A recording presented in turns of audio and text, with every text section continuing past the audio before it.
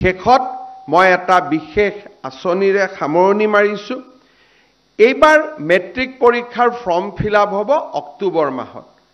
অক্টোবৰ মাহত form fill up হৈ যোৱাৰ পিছত ফেব্ৰুৱাৰী মাৰ্চলৈকে অসমৰ গাঁওসমূহত আমি নিশাৰ স্কুল, নাইট স্কুল, অৰ্থাৎ সেই গাঁৱৰ যিজন BA BSc পাছ কৰা ল'ৰা ছোৱালী আছে, সেইজনে গাঁৱৰ ল'ৰা ছোৱালীখিনিক বিদ্যালয় পাৰ হৈ যোৱাৰ পিছত একত্ৰিত কৰি তেওঁলোকক স্পেচিয়েল ক্লাছ কৰাৰ ব্যৱস্থা কৰক।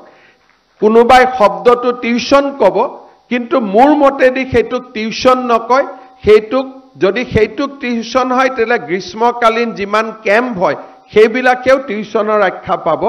ইয়াত প্ৰফেশ্যনেল কাম কম থাকিব। ইয়াত ব্যৱস্থা হ'ব যে স্কুলত যিমানখিনি পঢ়াব, ধনী ল'ৰা ছোৱালীবিলাকে যদি মানুহৰ ঘৰত গৈ কাৰোবাৰ টিউশন মাষ্টৰ থাকে, আমি গাঁৱৰ অংগনবাদী কেন্দ্ৰটো গাঁৱৰ স্কুলখনক ব্যৱহাৰ কৰিম, যাতে গাঁৱৰ 4জন শিক্ষিত ল'ৰাই সেই গাঁৱৰ মেট্ৰিকৰ কেণ্ডিডেটবিলাকক স্পেচিয়েলি 5 মাহৰ কাৰণে পঢ়ুৱাব পাৰে। আৰু তাৰ কাৰণে এইবাৰ আমি প্ৰতিজন মেট্ৰিকৰ কেণ্ডিডেটৰ বিপৰীতে 300 টকাকৈ বাজেট ৰাখিছোঁ। শিক্ষকসকলক আমি প্ৰত্যক্ষভাৱে দিম বা ছাত্ৰসকলৰ জৰিয়তে দিম, তাৰ বিষয়ে আমি পিছত আলোচনা কৰিম।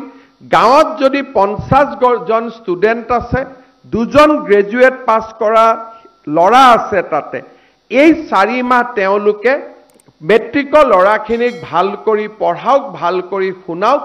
আৰু মই ঝাৰখণ্ডত নিৰ্বাচনী প্ৰচাৰৰ সময়ত এটা NGO চলোৱা এই বিদ্যালয়বিলাক চাই আহিছিলোঁ, বহুত এফেক্টিভ হয়। সেই ধৰণৰ এটা প্ৰয়োগ এইবাৰ আমি অসমৰ গোটেই গাঁৱত কৰিব খুজিছোঁ যে চৰকাৰে মাননি দিব, গাঁৱৰ শিক্ষিত ল'ৰাজনে 6টাৰ পৰা ৰাতি 9টালৈকে মেট্ৰিকৰ কেণ্ডিডেটখিনিক পঢ়ুৱাব। আৰু আমি এই ধৰণে নতুন নতুন উদ্ভাৱনী চিন্তাৰে প্ৰতিষ্ঠিত চিন্তাক আমি প্ৰত্যাহ্বান জনাব খোজোঁ। আমাৰ গোটেই মোৰ 4টা বছৰৰ কাম কাজে হৈছে প্ৰতিষ্ঠিত চিন্তাধাৰাক প্ৰত্যাহ্বান জনোৱা।